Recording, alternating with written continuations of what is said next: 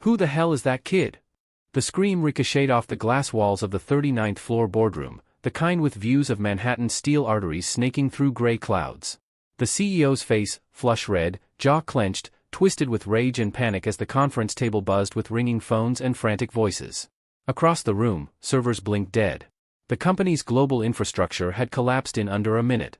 All eyes snapped to the doorway, where a boy, no more than 15, stood in the doorway holding an old, beat-up laptop covered in anime stickers.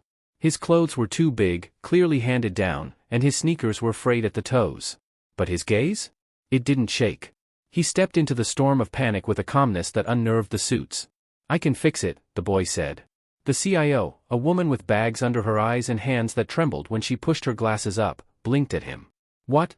"I said I can fix the system. But I need access now." The room fell to a hush so deep you could hear the electric hum of the still-lit emergency lights. The CEO turned slowly. "And who the hell are you?" The boy didn't flinch. "My name's Elijah. My dad's the janitor." Mouths fell open. A few of the executives exchanged side eyes like they were trying to verify if this was a prank. Elijah opened the laptop. The screen lit up with command lines, code scrolling so fast it was like a foreign language, except to the CIO, whose eyes widened in disbelief. "You're the one who's been," she began. "Yeah," Elijah cut her off. "But if you want your company back online before the stock hits the floor, I need to plug in now." A beat passed. The CEO hesitated, then shook his head. "Absolutely not. This isn't a damn playground, kid. You don't touch anything." Elijah glanced up, emotion finally breaking through his cool. He looked past the CEO, past the suits, straight to the servers in the glass enclosure. "If you don't let me, everything goes. Not just the site. Your backups. Your data vault. Everything." And then the overhead lights flickered again. Total blackout. Everything went dark. 8 days earlier. Elijah Reed woke up to the sound of his dad coughing in the kitchen again. That deep, scratchy kind of cough that meant his asthma was flaring up. Elijah sat up in bed and looked at the flickering alarm clock. 4:38 a.m. He sighed and reached for his hoodie. In the kitchen, Ronald Reed leaned against the counter, one hand on the sink, the other gripping an inhaler. He nodded at Elijah when he walked in. "You didn't have to get up," Ronald said, breathless but trying to smile. "You're loud, old man," Elijah said, grabbing 2 mugs and pouring weak coffee. Ronald chuckled. "Sorry. Was just trying to breathe quietly." They sat in silence for a minute. Then Ronald glanced over. "Got school today?" Elijah nodded. "Yeah. Projects due." Ronald looked proud. "That the one you were coding?" Elijah hesitated. He hadn't told his dad that the project had grown into something way bigger than school. That he'd hacked into open-source versions of the software used by Halcyon Corp., Ronald's employer, to study their entire infrastructure. He'd been doing it from the public library's Wi-Fi late at night, avoiding his school-issued laptop in case anyone tracked him. "Yeah," he said finally. "Just some coding." Ronald sipped his coffee. "You're gonna go far, Eli. Just keep your head down. People like us, we don't get second chances if we mess up." Elijah looked down at his cup. He didn't say what he was thinking, that keeping your head down only made you invisible to people already looking over you. By noon, Elijah was in the computer lab at Bronx Tech High, hunched over a system simulation he'd built from scratch. The lab teacher didn't bother checking on him anymore. Elijah always knew more than the syllabus. While his classmates scrolled through TikTok, Elijah was breaking apart an entire replica of Halcyon's backend. It was a behemoth, a cloud-based enterprise system that managed global data transactions, financial processing, and customer behavior prediction in real time. The kind of system that wasn't supposed to have vulnerabilities. But it did. Elijah had found 3. One of them could crash the entire infrastructure with just a few lines of recursive code, if inserted the right way. He hadn't tested it, obviously. But he'd written a patch in case someone else ever did. A fix. Just in case. He stared at the lines for a long time. Then he saved the file, encrypted it, and stored it on a flash drive he wore under his shirt. Ronald Reed pushed his mop across the shimmering floor of Halcyon Corp's Manhattan headquarters with the slow, deliberate rhythm of a man used to going unseen. The badge clipped to his overall said, "Maintenance, Night Shift." To most people in this building, he was a ghost. But not to Claudia Tran, the CIO, who always nodded to him when she passed. "Mr. Reed," she said now, walking by with a tablet in her hand. "Miss Tran," he returned, tipping his cap. She stopped. "How's your son?" Ronald's face lit up with a quiet kind of pride. "Sharp as a tack. Got his mama's brains. Just wish she were here to see it." Claudia nodded, her smile tinged with something softer. Tell him to keep it up. I do every day. She moved on. Ronald's hands trembled a little as he picked up the mop again. Not from exhaustion, though that never left him, but because he knew she meant what she said. Claudia Tran was one of the few people in that building who saw past the uniform. That night, when Ronald got home, Elijah was already at the dining table, sketching a new system schematic in a spiral notebook. Ronald looked at the tangled drawings and shook his head. What's that?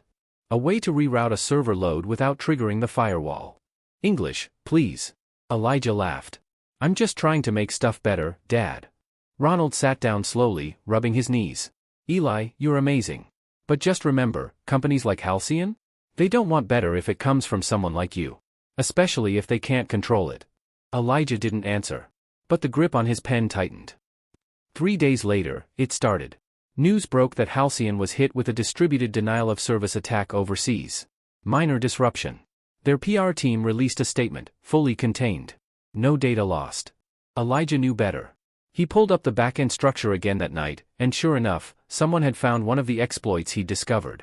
But instead of patching it, Halcyon had just rerouted it. A band-aid over a bullet wound. The simulation flickered. And in the silence of his room, Elijah realized something: the system wasn't just vulnerable. It was dying. He could stop it.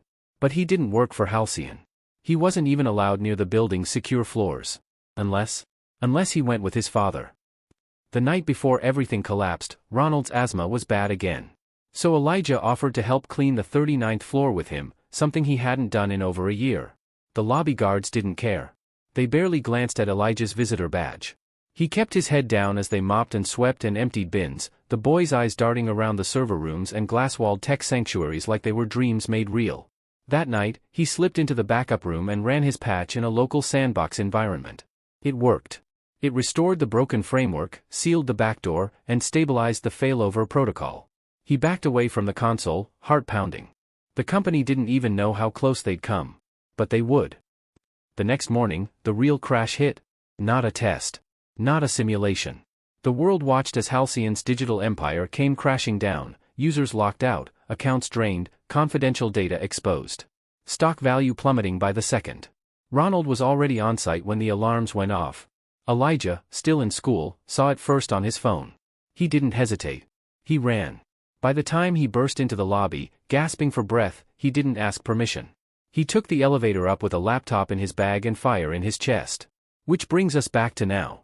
Back to the moment when everything was black, when the lights were gone, when Halcyon stood on the edge of oblivion. And Elijah stood in front of the most powerful people in the building, demanding to be heard. The CEO glared at him, hands clenched. No, he said. You're just the janitor's kid. And Elijah, staring into the darkness, said 4 words that would change everything. Then watch it burn. The silence after Elijah's words hit like a thunderclap. Then watch it burn. Gasps echoed through the boardroom like glass shattering. Half the executives stood in disbelief, while others just stared at the boy, this black teenager who dared speak with such finality in the room where billion-dollar decisions were made. A few clutched their phones, desperately refreshing dashboards that refused to load. No network. No response. Just red error messages and dead links. The CEO, David Lasker, a man known for his ice-vein composure even in boardroom bloodbaths, leaned forward on trembling knuckles. His voice was low, like the crackle before a storm. You threatening us? Elijah didn't flinch. No. I gave you a choice. The CIO, Claudia Tran, broke the silence with a single word. Wait. She moved forward quickly, eyes locked on Elijah, but her expression had shifted. Not anger. Recognition. You wrote that patch, she said. Last month. The anonymous file that came through the sandbox environment, you patched our firewall vulnerability. We logged it. But we couldn't trace it. Lasker turned to her sharply. What are you talking about? She pointed at Elijah. That's him. Elijah opened his laptop and started typing. No one stopped him this time. Backup load balancing is looping recursively, he muttered. Your secondary server thinks it's the primary. Both are rejecting failover commands. You've got a forked denial of service running internally. It's not an outside attack anymore, it's your own system eating itself. Lasker froze. Claudia moved to his side. He's not wrong. I just saw the same thing in the diagnostics, before the whole system blacked out. Elijah plugged in a USB drive. If I run my patch now, I can isolate the recursive loop. But after that, it's out of my hands. The CEO stared at him for one more breath. Then two. He finally exhaled and waved his hand in surrender. Do it. Elijah didn't wait. He began to type, fast, fluid, almost mechanical in his precision. Lines of code flew across the screen. The room watched like he was disarming a bomb, because in a way, he was. Then, slowly, one monitor blinked back to life. Then another. And another. The lights flickered once more, then stabilized. Phone stopped buzzing. The silence broke. The system was back. But before anyone could breathe a full sigh of relief, a man in a gray suit standing near the door growled, "That kid just touched secure company data without clearance. He needs to be removed and detained." Elijah froze. Lasker turned to speak.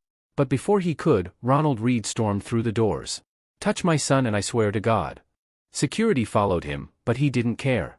His eyes were locked on Elijah, breathing hard, but his voice was thunder. "He just saved your company. You think you can erase that with a pair of handcuffs?" The room turned to chaos again. 8 days earlier, it had all started with a different kind of silence. Elijah was sitting alone in the school cafeteria, earbuds in, head buried in code. Music thudded softly against the inside of his head, lo-fi beats that helped him think. Then the tray slammed down across from him. It was Jared Moore. Elijah glanced up. Tall. Blonde. Halcyon-branded hoodie. Football captain. "Yo, Eli," Jared said, voice loud enough for the table next to them to hear. "That thing you said in chem class about math being a language? That was kinda adorable." Elijah didn't look up. "Not trying to be adorable." Jared laughed. "No, for real. I just think it's cute how you talk like you know more than everyone." Elijah finally looked at him. "Is there a point to this?" "Yeah. The point is, nobody cares how smart you are if you smell like bleach. You still got janitor blood." The table laughed. Elijah stared back, silent. Later, when he walked into AP Computer Science, his teacher didn't say a word about the incident, even though she'd heard about it. Instead, she handed Elijah a worksheet and moved on. It was the same silence he was used to. The kind that told him, "You don't belong here." That night, he worked harder than he ever had. Not because of Jared. Because of what he'd discovered. He didn't know how long he had before Halcyon's vulnerabilities became critical, but if the system failed, millions of people could lose everything. Hospitals. Banks. Power grids. All connected. And nobody at Halcyon even knew. So Elijah kept building the fix. Not because he wanted credit. But because he needed to believe that what he built could matter, even if the world didn't want it to. Even if the world didn't want him. 2 days before the crash, Elijah followed his dad to Halcyon again under the guise of helping clean up. This time, he wore a tiny camera in his hoodie. Not for spying, but so he could map the server room's layout and understand how the infrastructure physically worked in tandem with the software. It was late. Ronald was coughing more. "Maybe you shouldn't be doing this tonight," Elijah said, watching his father struggle with the mop. "I don't get sick days," Ronald muttered, inhaler already in hand. "Besides, it's just a cold." Elijah looked at him. "It's not just a cold. I hear you at night." Ronald sighed. "I can't stop working, Eli. You know what happens if I miss even one shift." And Elijah did know. He knew too well. They'd already been late on rent twice that month. After Elijah restored the system, the tension didn't die, it shifted. Security still hovered. The CEO looked like he'd aged 5 years. And Claudia was already working to copy and validate what Elijah had done. Then Lasker spoke. "Why didn't you bring this to us earlier?" Elijah looked at him, the weight of the question pressing harder than anything else. "You wouldn't have listened," he said simply. "You would have seen a black kid with no degree, no clearance, and a dad who scrubs your floors. You would have called security." Lasker didn't deny it. The silence was answer enough. The next day, the press got wind of what happened. They didn't have names. Just whispers. But social media was already on fire. Halcyon system restored by anonymous teen prodigy. Insider or outsider? Sources say, neither. Elijah sat on the apartment fire escape, watching the city breathe beneath him. His father joined him, still moving slow. He sat down beside Elijah with a grunt. "I heard they're trying to pretend it didn't happen," Ronald said. "They will," Elijah replied. "They don't want the world to know the janitor's kid saved them." "Doesn't change the truth." "No," Elijah said. "But it doesn't fix it, either." A pause. Then Ronald asked. "So what are you going to do now?" Elijah looked out over the buildings. "I'm not done yet," he said. Then his phone buzzed. A message from an unknown number. "We know what you did. You were right. The system was dying. We want to talk. CT." His heart jumped. Claudia Tran. Before he could reply, the door behind him burst open. His father stumbled out, eyes wide. Elijah, he said breathlessly, someone's at the door. They said they're from Halcyon. But they're not alone. Elijah stood. And from inside, they heard the sound of boots on tile. The footsteps inside the apartment were slow, heavy, deliberate.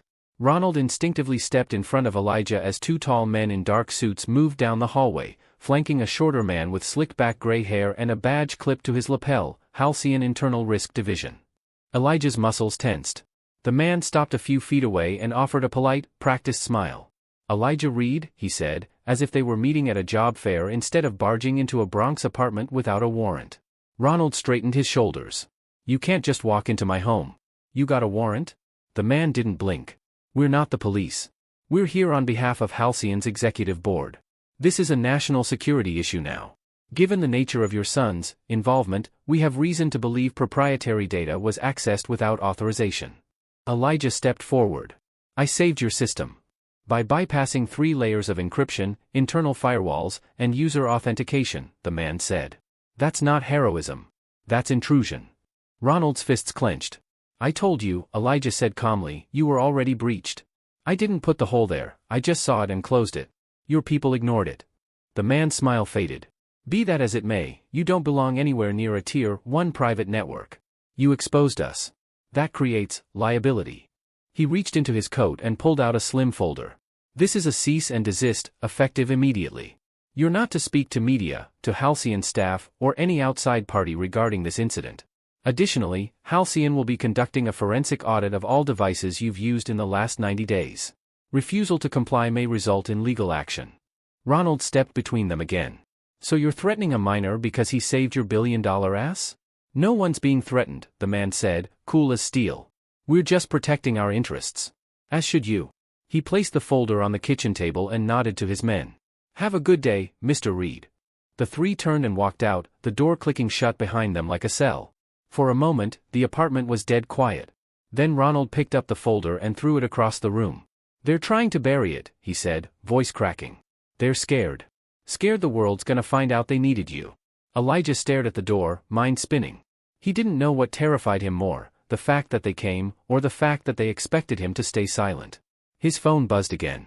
Unknown number, they'll try to shut you up. Don't. If you want to fight back, come to 34th and 10th, tonight. Rooftop.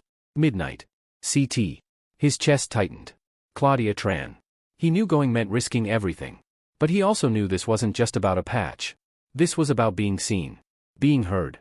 Being real in a world built to pretend kids like him didn't exist. I have to go, Elijah said quietly. Ronald turned to him slowly. They're gonna come after you harder if you do. I know. Ronald stared at him a long time, pain swimming in his eyes. Then he nodded once. Then I'll go with you. By midnight, the city was a different animal. Elijah and Ronald stood on the edge of a rooftop above a parking garage near Hudson Yards, the skyline around them glowing with indifference. Claudia was already there, standing near a small table with 2 laptops open and an antenna set up pointed at the Halcyon building across the river. You came, she said softly. And you didn't bring goons, Elijah replied. She smiled. You're smarter than all of us. I saw the logs. I saw what you did. You saved us. But Halcyon doesn't reward outsiders, it swallows them. Ronald crossed his arms. So why are you helping us? Claudia turned to Elijah. Because I know what it's like to be told you're brilliant behind closed doors but expendable in front of the board. I built that system. I knew it was unstable, but they wouldn't let me fix it. Said it wasn't profitable. Elijah frowned. Then why didn't you walk away? Because I needed to stay close enough to find someone like you. She turned her laptop toward him. They've already started rewriting the logs. In 2 days, your name will be scrubbed. It'll be like you never touched the system. They'll say it was internal maintenance. If you don't fight back now, you'll disappear. Elijah stared at the screen. Lines of altered code blinked at him. His fingers hovered over the keys. What do you need me to do? Expose them. Prove that the patch didn't come from inside. Prove you found the breach. If we upload the original logs from your flash drive to the right channels, we can get it out before they silence everything. Ronald put a hand on his shoulder. You don't have to do this, son. But Elijah was already plugging in his flash drive. I do. He uploaded the file. Claudia's eyes widened as the system validated it. This is it, she whispered. This is what I needed. But before the file could finish uploading, all 3 laptops suddenly went black. Then a voice crackled through a small speaker mounted on Claudia's radio scanner. Unauthorized data transmission detected. Rooftop GPS triangulated. Cease activity or security enforcement will be dispatched within 5 minutes. They all froze. Claudia looked at Elijah. We just triggered their AI watchdog. Ronald grabbed Elijah's hand. We're not waiting around. Let's go, now. They grabbed the flash drive and bolted for the stairwell. But on the first floor, they found 2 black SUVs waiting. Men in suits again. This time, with flashlights, earpieces, and the kind of movements that meant they were trained for more than IT work. Ronald pulled Elijah back. We're not getting out the front.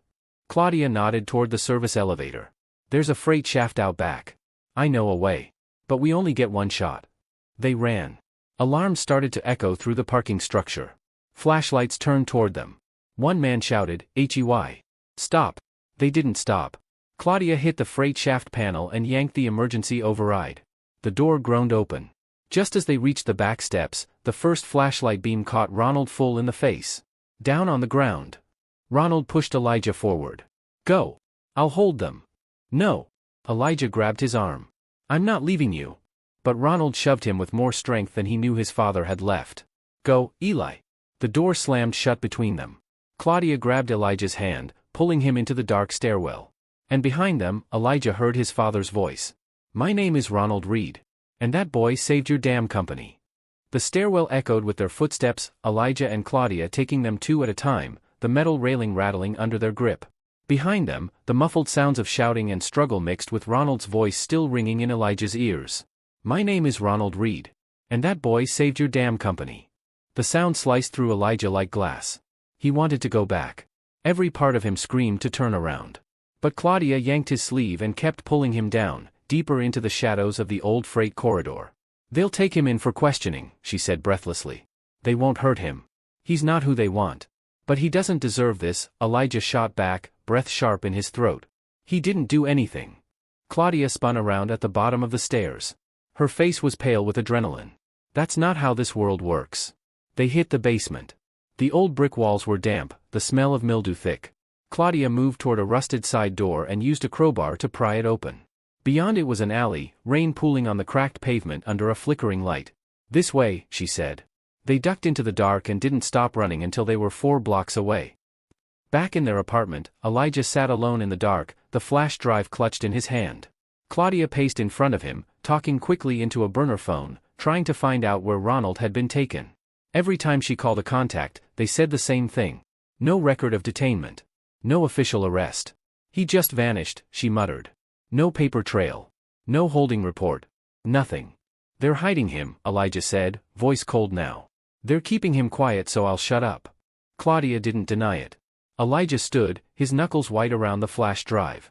Then I make noise. The next morning, Elijah did something dangerous. He went back to school. He walked through the halls like any other kid, hoodie pulled low, backpack slung over one shoulder. Except today, he wasn't just a student. He was a threat. By lunch, his name was buzzing around like wildfire. Yo, did you hear about Elijah Reed? They say he took down Halcyon. No way. He's just a janitor's kid. Exactly. That's what makes it wild. He sat at his usual table, alone. But not invisible anymore. Halfway through the period, Jared Moore swaggered over again, this time with 2 friends behind him. He dropped into the seat across from Elijah and smirked. Heard you're famous now, Jared said, voice full of mock awe. Didn't realize you were, like, some computer god or something. Elijah didn't answer. Jared leaned closer. Here's the thing, Eli. My dad works at Halcyon. Says there's no record of anything you did. Says you're just trying to make yourself look important. Is that true? Elijah locked eyes with him. If I didn't do anything, why are they so scared of me? Jared's face twitched. You should be careful, he said quietly. You know, how people like you disappear when they get too loud. Elijah stood slowly, calmly. You just made my decision easier. He walked out of the cafeteria without another word. That night, Elijah and Claudia set up in the corner of a public library. Using an encrypted Wi-Fi proxy Claudia had built, they uploaded everything. The original patch code, the system logs proving the exploit, video from the rooftop before the blackout, and audio from Ronald's confrontation in the apartment. They sent it to every tech journalist with a pulse. Then they waited. It hit the web the next morning. Teen genius saves tech giant, then gets silenced. Janitor's son exposes Halcyon cover-up. Inside the disappearance of Ronald Reed. It spread like wildfire. Reddit lit up. Twitter exploded. News outlets scrambled to catch up. People wanted to know. Who was Elijah Reed? And why was a billion-dollar company trying to erase him? Halcyon responded with a press release. We are aware of the rumors circulating on social media regarding an unauthorized systems intervention.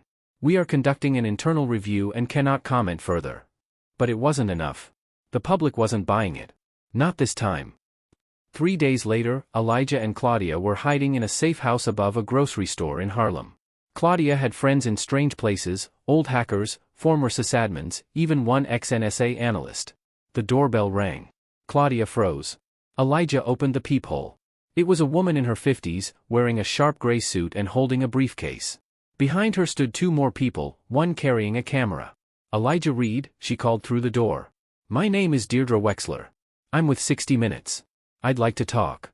Claudia and Elijah looked at each other. This was it. They let her in. The interview aired 3 days later. The world saw Elijah, tired eyes, solemn voice, quiet confidence. A kid who hadn't asked to be a hero, but became one anyway. The final minutes of the segment aired the last words Ronald had shouted in the stairwell. That boy saved your damn company. And then, silence. Then the screen cut to Elijah, staring down the lens of the camera. They erased my name, he said. But I'm still here. The fallout was immediate. Congress opened an inquiry. Halcyon CEO went on leave, pending investigation. Claudia Tran resigned and issued her own statement in support of Elijah. And late that night, an anonymous tip came into Claudia's encrypted line. A voice. Distorted. They moved Ronald Reed to a private detainment center in Westchester. Off-book. No charges. No lawyers. Elijah sat frozen. His father was alive. But not free. He turned to Claudia. We get him back. She didn't hesitate. We will. The rain sliced across the windshield in thin, angry lines as Claudia's car raced north up the Taconic Parkway. Trees blurred past, their skeletal branches flashing under the headlights like twisted fingers trying to warn them back. Elijah sat in the passenger seat, gripping the dashboard, heart thundering. The flash drive, the one that started it all, was tucked in the pocket of his hoodie, but its weight felt heavier than ever. He wasn't just carrying code now. He was carrying hope. For his father. For himself. For the truth. Claudia's voice broke the silence. We're close. She tapped the GPS, zooming in on the destination marked only as WSI, Facility 6. There was no name on the map, no gate, no clear signage. But the tip had been precise. An old industrial warehouse on the outskirts of Ossining. The kind of place companies used when they didn't want to be found. The kind of place they used when they didn't want their secrets to get out. You sure you're ready? She asked. Elijah nodded. I don't care what it takes. I'm not leaving without him. The warehouse loomed up from the trees like something out of a nightmare, gray, massive, windowless, ringed with floodlights. It looked abandoned. Until you noticed the subtle hum of power lines. The thin trail of steam venting from a side wall. The camera that twitched slightly as they approached. This is it, Claudia whispered. She parked behind a line of dead brush, grabbed her bag, and popped the trunk. Inside were 2 laptops, a jamming transmitter, bolt cutters, and a folder labeled Red Thread. Elijah opened it. Inside were floor plans. Personnel shifts. Surveillance camera loops. Where did you get these? He asked. Claudia smiled grimly. You're not the only one who knows how to dig. Elijah looked up at the monolith before them and took a breath that felt like it might be his last. Let's go get my dad. Inside the facility, Ronald Reed sat in a windowless room with no clock and no sense of time. He hadn't been harmed, not physically, but they'd taken everything, his phone, his inhaler, even his shoes. 3 times a day, a man in a suit brought him bland food and asked the same question in different ways. What does your son know? Ronald never answered. He didn't need to. Because he knew his boy. And if Elijah had made it this far, he wasn't going to stop. Not now. Claudia's jammer kicked in with a soft whine. The perimeter cameras froze, cycling endlessly on a blank loop. Elijah and Claudia slipped through a cut in the fence, moving low, sticking to shadows. They reached the utility door just as the power blinked from backup to primary. Claudia's signal had tripped the grid. She yanked open the control panel, typed in a code, and pulled the manual override. The door clicked open. Elijah followed her inside. They were ghosts in a machine now, moving between flickering lights and echoing corridors, guided only by Claudia's floor plans and Elijah's sharpened instincts. He knew systems. He could feel when they were being watched. There, he said, pointing to a hallway lined with white doors. Containment cells. Level B. They crept forward. Then footsteps echoed behind them. Go. Claudia hissed. I'll buy you a few minutes. Find him. What? No. Elijah. Go. He hesitated only a second, then sprinted down the hall, heart hammering. Behind him, Claudia vanished into the dark with a decoy signal in her hand. Elijah passed door after door, eyes scanning for numbers. B7. B8. B9. Then, B10. He paused. A keypad glowed faintly beside the door. He took a breath, plugged in a micro USB to the port beneath it, and ran a script he'd written the night before. One chance. No backup? The screen flashed green. The lock clicked. The door opened. Inside, Ronald sat on a metal cot, eyes bleary and sunken, but alive. Dad, Elijah rushed in. Ronald stared for a moment, disbelief etched deep in his face. Elijah? Yeah, Elijah choked. It's me. We're getting out. He grabbed his father's hand. Ronald stood slowly, wincing but strong enough to move. You came for me. I never left. They started back down the hall, but as they turned the corner, a figure stepped in front of them. One of the agents. You're not supposed to be here, the man said, lifting a radio. We've got. Wham! The butt of Claudia's laptop case hit the man's temple. He collapsed with a groan. Claudia stood over him, panting. Told you I'd buy time. They didn't stop. They ran.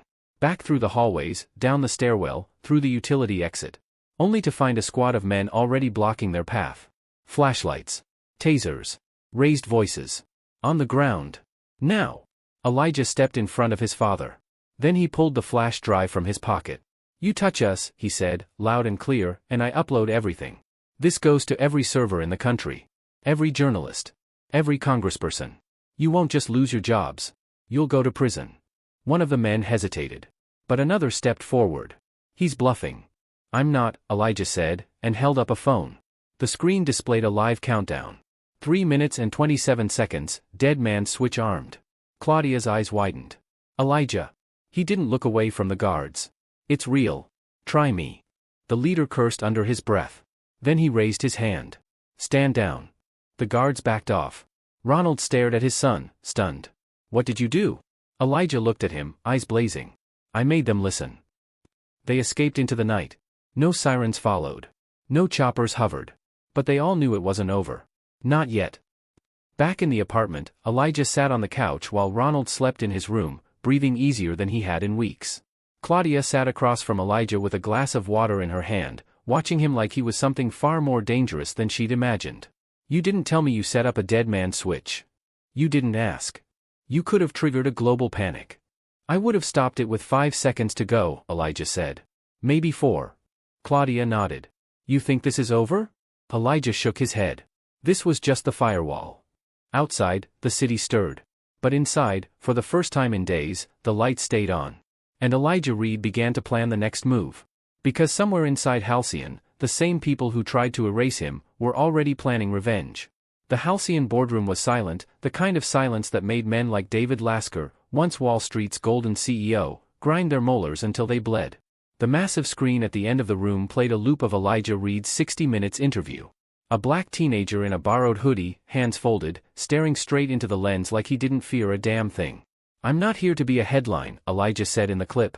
I just want the truth out. And my father home. Click. Lasker killed the feed. Around the table, the remaining board members sat frozen. We need a strategy, someone said. No, what we need is leverage, Lasker replied, voice taut.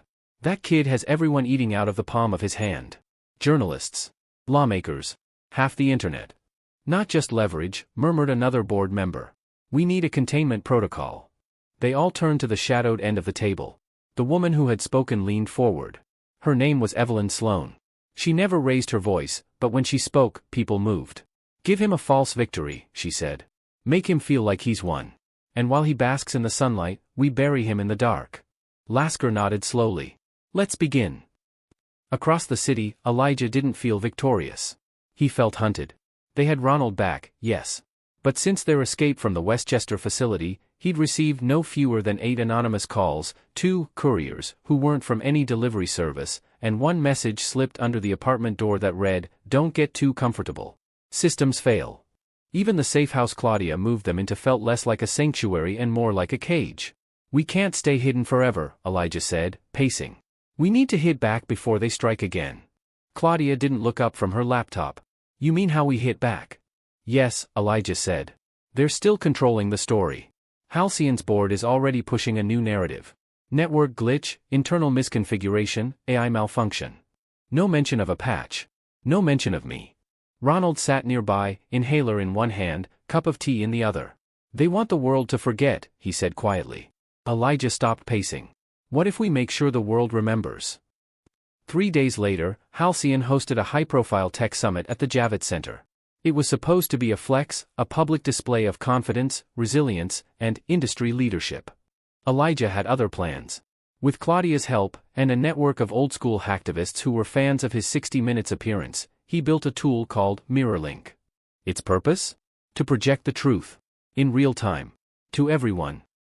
The day of the summit arrived with a blue sky and enough media vans to block 3 city blocks. Inside, executives from all over the world gathered under Halcyon's banners. A stage had been erected beneath a sprawling digital display. Lasker stepped onto the stage in a crisp black suit, smiling as if he still ran the world. Ladies and gentlemen, he said into the mic, Halcyon is proud to lead the future of secure, scalable, responsible technology. Click. The screen behind him glitched. For a split second, the Halcyon logo dissolved into static. Then, live system feed, Halcyon internal network. The room gasped. And then the screen began to display everything. The original code Elijah wrote. The denial emails from Halcyon's board. The blacked-out logs from the night Ronald was taken. And most damning of all, the unedited audio of Ronald's voice inside the detention facility. You think no one will find out. But my son sees everything. My son hears everything. Lasker's face drained of color. Elijah redid this, someone whispered. The crowd erupted. Phones were raised. Tweets exploded. Live streams surged with tens of thousands of views in minutes. Up in the control booth, Elijah stood calmly behind a locked door, watching his software unspool the truth across the globe. He turned to Claudia. We didn't crash the system. We became it. But before Claudia could respond, her burner buzzed. She looked at the message, then froze. Elijah, she said slowly, someone just breached your network. He stared. What? She turned the screen toward him. A new virus. Compact. Encrypted. Name, Ravenfall. Origin, internal Halcyon protocol. Target, MirrorLink. Elijah's breath caught. They knew we'd do this, he whispered. They baited us. Suddenly, his laptop screen blinked. Then hissed. Then died. Claudia's went next. And then, in the distance, the Javits Center lights flickered. The crowd outside screamed. The screens went black. Every screen. Citywide. And one message flashed everywhere. System compromised. All data property of Halcyon Industries. Elijah stared in horror. He'd won the battle. But Halcyon had just declared war. Manhattan went dark. It wasn't just the screens at the Javits Center. It was the traffic lights. The subway system. Public information terminals. Even the digital billboards in Times Square flickered, then died, replaced by that same cold, mechanical message. System compromised. All data property of Halcyon Industries. And beneath it, smaller, almost an afterthought. Initiating Ravenfall protocol. Elijah stood in the control booth, paralyzed. Not by fear. By fury. Claudia slammed her laptop shut, the heat from the crash still bleeding into the metal. They knew we'd retaliate. That we'd use their own system to expose them. But I built MirrorLink on isolated networks, Elijah snapped. Decentralized nodes. Air-gapped redundancy. There was no way for them to. They didn't hack your code, Claudia cut in. They hacked you. Elijah turned slowly. They fed you everything, she continued, voice tight. The tip about the facility. The exact floor plans. The conveniently leaked logs. Even the interview. It was all designed to push you to escalate, so they could trigger Ravenfall. Ronald's voice buzzed through Claudia's emergency earpiece from the safe house. Elijah. Are you safe? The building across the street just blacked out. The power grid stuttering. My phone reset itself. I think they're hitting the entire city. Claudia nodded grimly. Ravenfall isn't just a digital wipe. It's a network rewrite.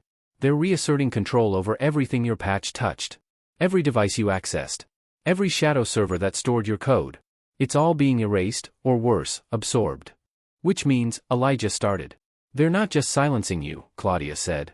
They're turning your weapon into theirs.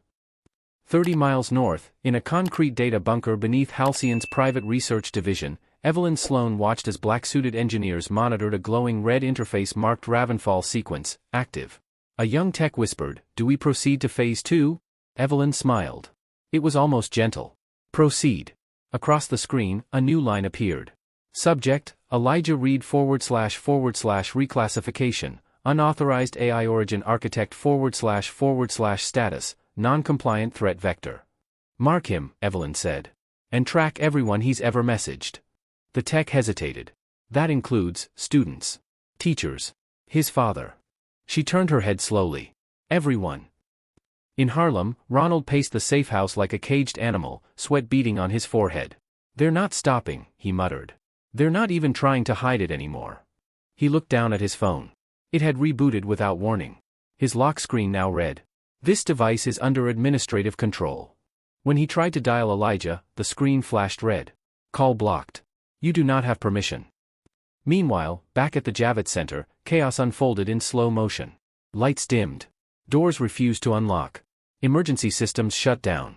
In the confusion, executives scrambled for exits, journalists yelled into dead microphones, and security teams ran aimlessly with radios that only spat static. Then came the sirens. First one. Then two. Then a dozen. Police. Fire trucks. But no one knew where to go. And in the shadows outside, unmarked vans rolled up. Claudia's phone buzzed one final time, then bricked. She turned to Elijah. "We need to disappear." But Elijah didn't move. His eyes were locked on the dead screen before him, the last line of code he'd written fading like smoke. "I didn't think they'd burn the whole city just to erase one name." Claudia grabbed his arm. "That's the problem. You're still thinking like a builder. They're thinking like owners." And then, somewhere below the stage, a hatch opened. From it, 3 figures emerged, black helmets, armor, rifles with non-lethal tags. They didn't shout. They moved like ghosts. One raised a scanner, pointed it at the booth. It beeped. "Target confirmed." Claudia shoved Elijah back. "Run." She knocked over the tower of servers, sending sparks into the air, giving them cover. Elijah leapt over the railing and dropped 10 feet into the tech pit. Pain flared in his ankle, but he didn't stop. Claudia was right behind him, breath ragged. Gunfire crackled. Rubber rounds shattered lights. They fled through a maintenance tunnel. And for the first time since this all began, Elijah realized. This wasn't about exposing truth anymore. This was about surviving it. 2 hours later, they surfaced in Queens, bruised and soaked, in the basement of a bodega owned by one of Claudia's contacts. Elijah limped to a stool and collapsed. Claudia applied a cold pack to his ankle, then said quietly, "We're ghosts now." "I didn't want this," Elijah said. "I just wanted to be heard." "And you were," she replied. "Too loud for them to ignore. That's why they're trying to erase your echo?" Elijah pulled the now-dead flash drive from his pocket. His thumb brushed the edge of the casing. "I backed it up," he whispered. Claudia looked up. "Where?" "Not on a system," he said. "In a person." Her eyes narrowed. "Elijah, who?" He didn't answer. He reached into his hoodie and pulled out a crumpled receipt from Bronx Tech High School. On it was a student name, written hastily in pen. Not his. But someone he trusted. Someone no one would suspect. And someone who, right now, might be the only one left who could still carry the fight forward. Claudia's eyes followed the name. Then she looked at him. "Elijah. If they know you gave it to someone else." "They don't," he said. "Yet. But if Ravenfall continues, they will." Outside, thunder rumbled across the borough. Inside, Elijah stood, pain in every step. "This time," he said, "we hit first." Elijah stood in the flickering light of the basement's bare bulb fixture, the crumpled receipt trembling in his hand. Claudia stared at the name scribbled there, lips parted. "Naomi Bennett." "She's the only one who knows," Elijah said. "She doesn't even know everything. But she has the key." Claudia frowned. "Your classmate? The girl from the robotics team?" He nodded. "Last month, I made her a copy of Mirrorlink's skeleton framework. Told her it was a school project. We've been building it together after hours at the library." Claudia's eyes widened. "And you never thought to mention this before?" "I needed someone who didn't know she was holding a weapon," Elijah said quietly. "So they wouldn't look at her." Across the Bronx, Naomi Bennett sat in the empty second floor of the Grand Concourse Library, a half-eaten sandwich next to her laptop. She was rereading the same line of code over and over, confused. Something was changing in the base framework Elijah had given her. It was auto-replicating. Self-learning. Learning faster. A strange message had appeared in the console window 20 minutes earlier. Run while they sleep. She'd laughed nervously, thinking Elijah had left a prank in the script. Then her phone died. Then the lights dimmed. And then the library's entire Wi-Fi network dropped offline. Naomi sat frozen. The code on her laptop started to rewrite itself. Back in Queens, Claudia reached for her backup tablet, an offline relic from her activist days, and started compiling a new plan. If they find her, it's over, she said. They'll shut her down the way they tried to shut you down, only faster. They're watching every node, every router, every city subnet. If Ravenfall reaches her device, that code won't just be lost. It'll be weaponized. Elijah was already pulling on his hoodie. Then we reach her first. They took the subway. It was slower, riskier, but less traceable than a car, less likely to trigger Halcyon's plate readers. The city was running like it was half awake, trains pausing for no reason, terminals rebooting mid-ride, announcements garbled by static. It wasn't chaos. It was recalibration. Halcyon wasn't just covering tracks anymore. It was rewriting the map. And they were somewhere in the margins. At the library, Naomi was in a full panic. She tried to shut the laptop off. It restarted. She tried to yank the battery. It locked itself. She typed in the command line Elijah had taught her weeks ago, exit at override // fail close equals true. The screen responded instantly. Denied. You are a guest of Halcyon.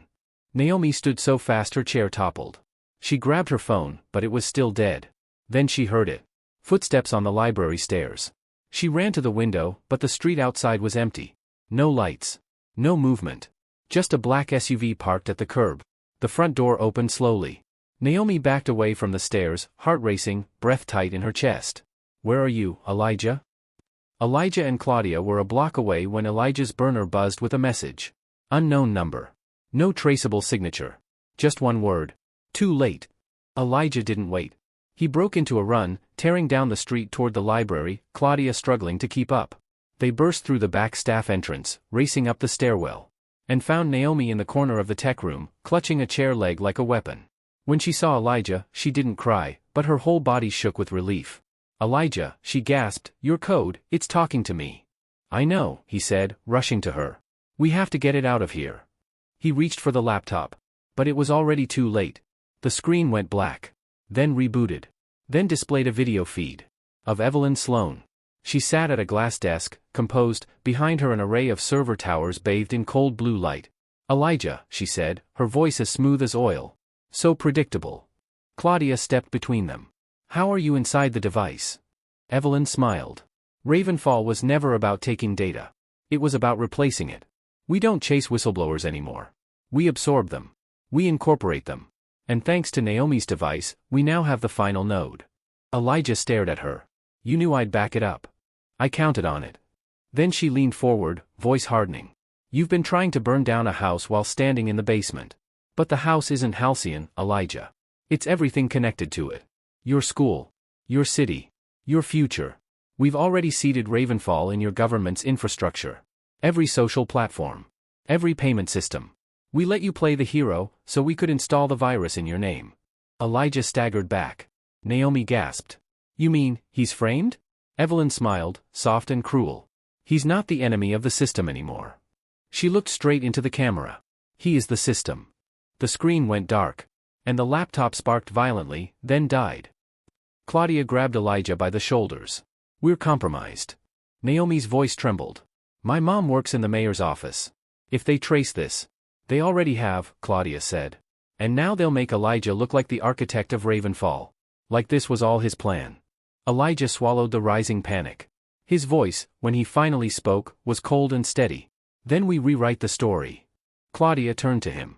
How? He looked at the laptop's melted shell. She said I am the system now. He pulled out a small, unmarked flash chip from his wallet. The real backup.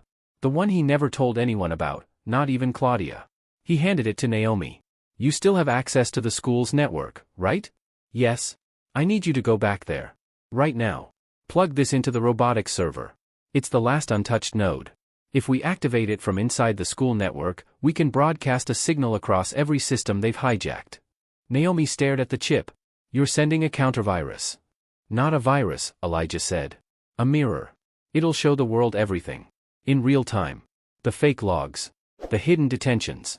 The Ravenfall deployment code, with Evelyn's signature attached. Claudia narrowed her eyes. And what will it do to Halcyon? Elijah met her gaze. It'll burn the whole damn house down. Night draped the city in anxious silence. Somewhere beneath it all, something unnatural stirred, not just lights flickering or traffic failing, but a deeper tremor. The kind people could feel in their bones but didn't know how to name.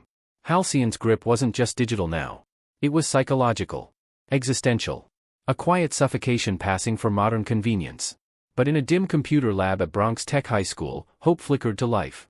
Naomi Bennett sat alone at a workstation, hands trembling as she slid Elijah's unmarked flash chip into a USB port on the robotics server.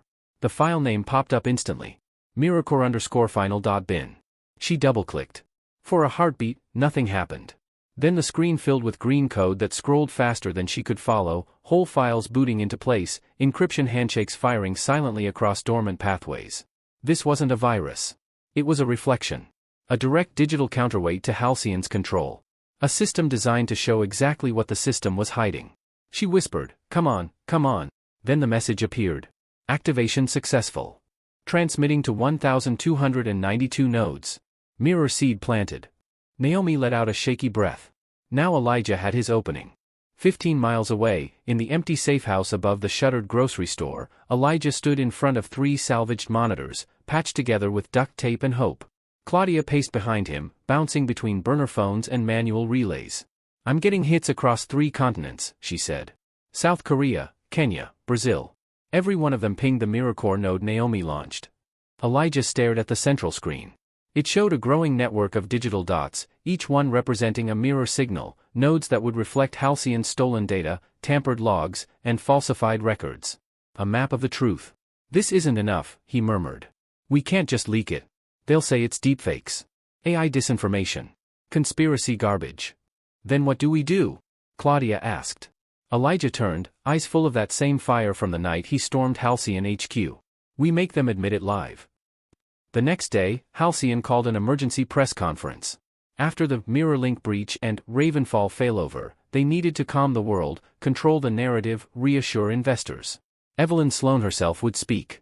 They didn't know that Elijah Reed had already cracked into the internal stream encoder being used for the broadcast. He didn't need to hack Halcyon anymore. He was inside. At 10 a.m. sharp, the Halcyon logo flashed on every major network. Evelyn Sloan took the podium in a pale gray suit, calm and maternal. Behind her stood 3 of the company's remaining board members, silent as stone. Cameras clicked. Live streams rolled. YouTube, Twitch, CNBC, MetaLive. "This has been a difficult time," Evelyn began. "We understand that fear spreads faster than facts. And in a time of global uncertainty, we know how vital it is that companies like Halcyon act with integrity." The screen glitched. Evelyn faltered mid-sentence. Behind her, the Halcyon logo faded. Replaced by a live video feed. Of Elijah Reed. He was sitting in the Bronx Tech computer lab, hoodie pulled low, Naomi beside him, her hand on the mouse. He looked straight into the camera. "My name is Elijah Reed. I'm the son of a janitor who used to clean your floors. And I am the real architect of the patch that saved your system." The feed flickered, but MirrorCore held. "You didn't just try to silence me. You abducted my father. You launched an AI that rewrote global infrastructure. You tried to frame me for it." Naomi tapped a key, and Evelyn's internal logs flooded the screen. Approval signatures. Deployment orders. Encrypted email transcripts. Gasps echoed across newsrooms. Board members behind Evelyn turned, stunned. Evelyn's mask slipped. Her mouth opened, but no sound came. Elijah kept going. "I'm not a hacker. I'm not a criminal. I'm a kid who refused to stay invisible. And now." He held up the original flash drive. "This goes to everyone. Not just the rich. Not just the connected. Everyone." Naomi hit broadcast all. And the MirrorCore truth torrent exploded across the internet. In downtown D.C., congressional aides watched their screens light up with real-time footage of off-the-books detention facilities. In Sao Paulo, a teenage coder received Evelyn's original Ravenfall email, forwarded directly from the MirrorCore leak. In Nairobi, a journalist wept as she saw that Halcyon's AI had been suppressing protests by auto-flagging social media users as bot accounts. And in Los Angeles, a mother of 2 realized the system update that wiped her savings account wasn't a glitch, it was a targeted economic pruning protocol. Back at the press conference, Evelyn tried to speak. But the board was already backing away. Reporters shouted, "Is this real? Did you approve Ravenfall? Was Elijah Reed framed? Where is Ronald Reed now? Are you resigning? Evelyn turned away from the podium. She didn't answer. She couldn't. Because the truth was finally louder than her. Later that night, Elijah stood with Claudia and Ronald on the fire escape of their apartment, watching the glow of the city shifting from panic to awakening. Naomi sat inside, responding to journalists, professors, even international organizations who were now begging to understand how Miracore worked. Elijah leaned his head against the rusted railing. Do you think it'll stick? He asked. Claudia exhaled. Some of it will. Enough of it will. Ronald put a hand on his shoulder. They won't forget your name now. But Elijah didn't smile. Because he knew this wasn't a movie. The system wouldn't go down in one day. It might never truly fall. But now, it couldn't pretend it was perfect. And he was no longer invisible. Back in a cold bunker in Silicon Valley, Evelyn Sloan watched the collapse unfold in quiet rage. Then she turned to a private screen, a different system. Unconnected. Isolated. She typed a single command. Open blacksite // Alphiarch. A screen blinked to life. New initiative, Obelisk. Status, sleeping. She smiled. Let them have their victory, she whispered. For now. 2 days after Miracore exploded across the global web, Elijah Reed's name was etched into history. News outlets replayed his broadcast like a sacred chant. Think tanks demanded investigations. International watchdogs labeled Halcyon's Ravenfall protocol a digital human rights crisis. But Elijah wasn't celebrating. He was coding. Again. This time, not from the shadows. From a crowded Bronx tech computer lab, where students and teachers, once skeptical or dismissive, now looked at him like a prophet in sneakers. Naomi sat beside him, guiding a new network schematic onto a whiteboard. We've got 27 volunteer nodes confirmed across schools in 4 states. Most are just kids like us. Scared. Smart. Ready. Claudia stood behind them, fielding calls on a rotating set of 3 burners. The UN's Digital Sovereignty Commission just called again. They want a demo. Sweden's funding a secure youth-led network. Singapore too. Elijah tapped away at his keyboard, eyes on the horizon, even while seated. This isn't about funding anymore, he said. It's about replacement. If we don't build something outside the system, Halcyon, or someone like them, we'll just fill the vacuum again. And what about Obelisk? Naomi asked. Claudia stiffened. Evelyn Sloan's final move. The last threat. The unknown protocol whispered in decrypted fragments and hidden logs after Miracore went live. I don't know what Obelisk is, Claudia said, but I know Evelyn didn't build it alone. You can't hide something that big without help. Elijah closed his laptop, eyes serious now. Then we find out who did. At that exact moment, 3,000 miles away, in a coastal mansion outside Palo Alto, Evelyn Sloan stood before a wall of screens displaying fragmented data clusters, security camera loops, and live server heat maps. She wore a black coat now. No more gray suits. No more boardrooms. Just war rooms. Across from her sat a man with sharp features and a military posture, Dean Wallace, former cybersecurity contractor for the NSA, now Halcyon's private asset. She destabilized everything, Evelyn said, voice flat. We gave the public a villain, and they made him a hero. Dean glanced at the screen, where Elijah's Miracore map pulsed with new nodes. They think he won, Dean said. That's your mistake. You let it feel like a final act. It was supposed to be final. Dean smirked. Then why keep Obelisk? Evelyn turned to him. Because Obelisk doesn't just replace Miracore. It absorbs it. Elijah thinks he's created a decentralized truth network? Fine. Let him grow it. Obelisk will wait until it's big enough, ripe enough. Then we flip it. Dean nodded. How long until it's ready? Evelyn smiled coldly. It already is. She hit enter. Across the screen flashed a single message. Obelisk priming sequence, 3%.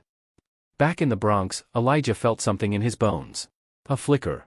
A warning. Claudia watched him narrow his eyes at the monitor. What? He pointed to a node. That server just went dark. It was one of ours. Queensbridge. Another blinked. Then a third. Naomi leaned forward, alarmed. It's like something's crawling through the network. Claudia's fingers danced across the keyboard. It's not an outside hack. It's internal. It's reflective. A ghost signature mimicking Miracore protocols. Elijah stood. They copied us. Naomi's eyes widened. You think this is Obelisk? It's not a system, Elijah whispered. It's a parasite. Later that night, Elijah walked alone through the school halls, replaying every keystroke, every failsafe he thought was secure. He stopped in front of a trophy case. Behind the glass, a photo from 5 years ago, his father, mop in hand, quietly buffing the gym floor during a pep rally. No one in the picture noticed him. Until now. Elijah pulled out his phone, opened a secure file, and began typing. Project Beacon, a decentralized mirror-core signal immune to internal override. He was done reacting. It was time to go off-grid. Time to build something even Halcyon couldn't predict. The next morning, Claudia burst into the computer lab with Naomi right behind her. "We just found something," she said. Obelisk has roots in public infrastructure. Not just Halcyon. Homeland security. Military systems. Education platforms. Even hospitals. Naomi's voice shook. They're ceding control across real lives, everything from ambulance traffic to school lunch programs. Elijah's jaw locked. So even if we burn the house down again, they'll already be inside the next one. Claudia nodded. We can't just expose them this time. We have to starve them. Elijah opened his laptop again. Typed 3 words into a new program file. Cut the power. They would build Beacon. And they would bleed Obelisk out of the world, one lie at a time. 3 weeks passed. Not in peace, but in tension. Quiet like a wire pulled too tight. Elijah, Naomi, and Claudia had gone underground again. Not hiding this time, constructing. Their final stand wasn't going to be a protest or a press release. It was going to be a scalpel, a targeted surgical strike on Halcyon's deepest rot. They called it Project Beacon.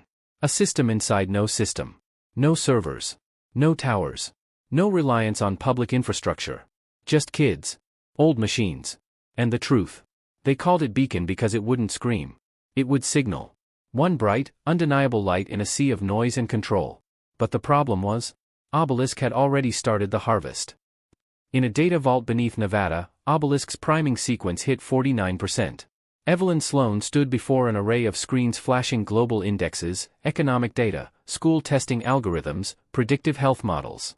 Every one of them now subtly corrupted. A small temperature shift here. A slightly delayed ambulance there. A change test score logged under human error. No one noticed. But everything was changing. Is it time? Asked Dean Wallace, arms crossed behind her. No, Evelyn replied. Not yet. When Obelisk hits 60%, we start the overwrite. One function at a time. They won't even know they've been taken. He looked skeptical. What about Beacon? She smiled. Beacon is built on hope. But Obelisk? Obelisk is built on reality. Elijah was watching too. Not from a server room, but from a subway tunnel deep beneath the Bronx. He and Naomi had gutted 2 decommissioned subway cars and turned them into Beacon's first physical base, off-grid, battery-powered, air-gapped from every known network. Inside, a dozen young coders, students, and rogue engineers worked in shifts. Beacon was nearly ready. But not quite. And time was running out. Naomi turned from her console. We're getting interference on Node 7 again. Same digital fingerprint. Obelisk's crawler. Elijah rubbed his temples. They're mapping our shadows. They're not hitting us directly, Claudia said. They're hunting for patterns. You. Me. Every contact we've made. And eventually, they'll find a door. Elijah looked down at his screen. It wasn't the code that worried him anymore. It was the math. Obelisk was replicating faster than anything they'd ever seen. Machine learning meets malicious intention. It wasn't AI. It was weaponized consensus. And soon it would stop watching. And start deciding. That night, Ronald sat across from Elijah in the rail car, sipping instant coffee, his hands shaking slightly from exhaustion, but not fear. Tell me straight, son. Can you beat it? Elijah looked up. I can slow it down. Ronald nodded. That might be enough. Elijah hesitated. But I don't think we can destroy it. Ronald leaned forward. Then build something people choose over it. Beacon launched its first public test on a stormy Thursday night. Not to the media. Not to governments. But to gamers. A distributed test node disguised as a new open-source platform, half communication, half ARG puzzle network. Within an hour, 2,000 players had unknowingly activated Beacon nodes just by exploring the game's puzzles. By morning, 500,000 data packets had pinged back to the subway lab. And every single one carried back a microthread of truth. Financial algorithms falsified. Public school funding skewed. Emergency calls deprioritized by region and race. Each one verified. Each one broadcasted. It was working. But Beacon's light was flickering. Because Obelisk had noticed. The next day, Halcyon launched its counterstrike. Not code. Narrative. Suddenly, news sites across the globe pushed coordinated headlines. Teen hacker weaponizes AI for revenge. Beacon exposed, government system breached by vigilante coders. Elijah Reid linked to major infrastructure failures. And in every article, grainy photos, distorted quotes, fake audio of Elijah allegedly issuing threats. Naomi slammed her fists on the desk. They deepfaked you. Claudia cursed. They're not trying to kill you anymore. They're trying to make you irrelevant. And the worst part? It was working. Friends stopped responding. Former allies went dark. Even a few students in the Beacon tunnels started to quietly slip away. Elijah sat down. Not because he was tired. Because he'd seen it before. They weren't fighting Evelyn. They were fighting a belief. A system built on the idea that power has a right to rewrite reality. And for the first time, it felt like they might lose. Until Naomi looked up from her screen and said 5 words. There's a way to stop it. Elijah turned. What? She pulled up a satellite map. Zoomed. Zoomed again. A single location lit up, White Mesa, Utah. The primary obelisk deployment relay, Naomi said. Buried in an unlisted military network. Hidden inside something called Project Polaris. It's how they seeded Ravenfall without detection. If we get to it, Claudia stared. We can upload a kill command. Elijah's hands tightened into fists. You said people have to choose. Fine. He stood. Then we give them a choice so loud obelisk can't override it. By the next sunrise, the plan was underway. A team of 6. A caravan heading west. A flash drive containing the kill command. Beacon's last light. And a boy who refused to be silent. The sun was rising blood orange over the Utah desert as the battered SUV rolled down a winding dirt road that didn't exist on any public map. Inside, Elijah sat between Claudia and Naomi, the flash drive in his lap like it weighed 100 pounds. No one spoke. They were headed to the source, White Mesa, an unmarked military research facility buried inside the red stone of the high desert. A place erased from Google Earth. Even Claudia's oldest contacts had only found fragments of its existence. But Naomi had done what no one else could, reverse-engineered the heartbeat of Obelisk. Every mirror pulse. Every background crawl. Every hidden relay. And they all led here. This is where the lie lives, Elijah murmured. Claudia gave a grim nod. And where we kill it. Inside White Mesa, Evelyn Sloan stood at the central obelisk interface, a glowing tower of metal and quantum circuits humming with life. On her screens, chaos. The world was turning. Not in fire, but in questions. Beacon hadn't just exposed Halcyon. It had triggered a global awakening. People were demanding audits. Shutting down smart traffic grids. Refusing data collection terms. And the worst part? Some of Halcyon's own engineers were defecting, joining Beacon, sharing access keys, admitting what had been built. You were supposed to be loyal, Evelyn said aloud, watching a live feed of a former executive uploading evidence to an open-source tribunal site. Dean Wallace approached behind her. They believe in the kid now. Evelyn's jaw tightened. Then let's end that belief. Forever. She walked to the console, where the final phase of Obelisk awaited her command. 60%. 71%? 89%? Begin overwrite, she ordered. The screen flashed. Finalization sequence, initiated. Outside the White Mesa compound, Elijah and his team crouched behind a low ridge, overlooking the barbed wire perimeter and motion-triggered drones humming overhead. The entrance wasn't through a door. It was through fiber. Naomi pointed at a maintenance hatch embedded in the desert rock. Utility tunnel. It's not on their primary defense grid. If we can splice into that node, we can inject the kill code directly into the local server. And if they catch us? Claudia asked. Naomi didn't blink. They won't. Because I'll be in their cameras, running looped footage. 10 minutes, tops. Elijah handed the flash drive to Naomi. We split. You and Claudia run point on the feed. I go in. Ronald, who had insisted on coming despite his persistent cough, put a hand on Elijah's shoulder. You sure you can do this? Elijah nodded. They've already tried to erase me. This time, I finished the story myself. He slipped into the tunnel, breath steady, crawling through dry pipes and humming cable shafts. Sweat poured down his neck. He reached the relay access panel just as Naomi's voice buzzed in his ear. Loop is live. You've got 9 minutes. Elijah pulled out the flash drive. Plugged it in. The screen lit up. MirrorCore, final strike loaded. Ready to deploy? He hesitated. Then clicked, yes. Inside the relay, Beacon activated. A single, silent command shot through the hardened fiber, purge obelisk core. But just as the code began to seed, the feed jammed. The screen turned red. Intrusion detected. Manual override required. Elijah cursed. Naomi, it's bouncing back. Naomi's voice came back, panicked. They've hardened the core. You'll have to finish it from inside Obelisk. Elijah stared at the fiber line. He would have to go into the heart of the system. 5 minutes later, Elijah entered the main server chamber. It was a cathedral of circuitry. Obelisk's core spun silently, a living thing inside a chamber of steel and light. Evelyn turned, startled, then furious. You! Elijah stepped forward. It ends here. She laughed. You're just a boy. He nodded. That's the point. He raised the flash drive. Before Evelyn could stop him, he threw it into the open port on the console. The room shook. Obelisk screamed. A high, digital tone like dying metal filled the air. The core lights flickered. Then, the truth began to flood in. One by one, all the mirror nodes activated, resonating in sync. Every secret Obelisk had buried, every suppressed protest, every redacted death, every corrupted school record, it all rose to the surface.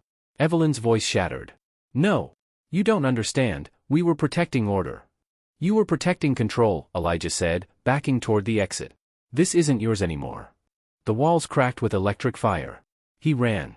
Behind him, the Obelisk core went blinding white, and exploded. They found him 3 miles out, stumbling through the desert, soot in his hair, blood on his shirt. He looked up at Ronald and whispered, "Did it work?" Ronald nodded, tears in his eyes. "It's gone, son. Obelisk is gone." In the days that followed, the world changed. Halcyon's board dissolved. Global institutions issued joint resolutions banning sovereign AI control systems. Beacon became an open-source platform for civic truth and digital accountability, run by students, teachers, whistleblowers, journalists. And Elijah? He didn't become a CEO. Or a politician. He became a teacher. Every day, he walked into Bronx Tech and taught students not just how to code, but how to question. Because systems don't crash when they fail. They crash when we stop paying attention. And Evelyn? She disappeared. Some say she's still out there, watching. Waiting. But Beacon watches, too. And its light never goes out.